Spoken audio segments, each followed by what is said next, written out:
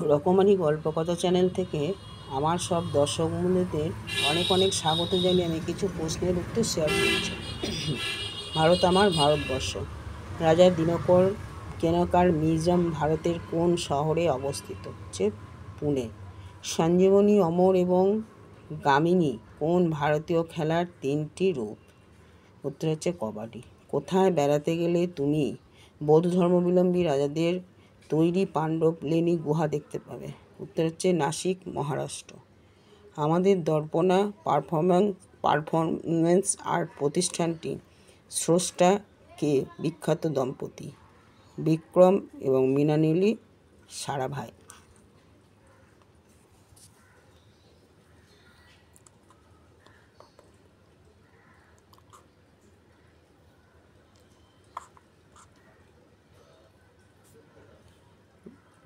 পরের প্রশ্নই আসি।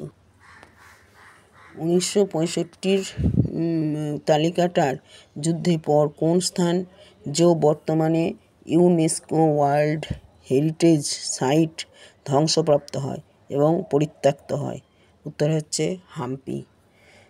হুসেনারা খাতুন বনাম বিহার সরকার এটি ভারতের প্রথম কি বসবে? শূন্যস্থানে PIL পাবলিক ইন্টারেস্ট লিটিগেশন। ভারতের অ্যাথলিট হিমা দাসকে ধিঙ্গো এক্সপ্রেস নামে ডাকা হয় কেন? উনি আসামের নওগাঁ জেলায় ধিঙ্গো শহরের কাছে একটি গ্রামে জন্মেছিলেন, তাই জন্য।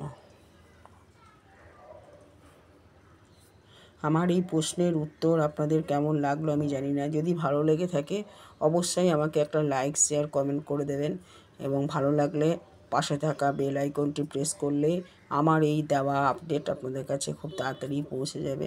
সবাই খুব ভালো থাকবেন, সুস্থ থাকবেন। অনেক অনেক ধন্যবাদ জানিয়ে আজকে আমার এই ভিডিও গল্প শেষ করলাম। ধন্যবাদ।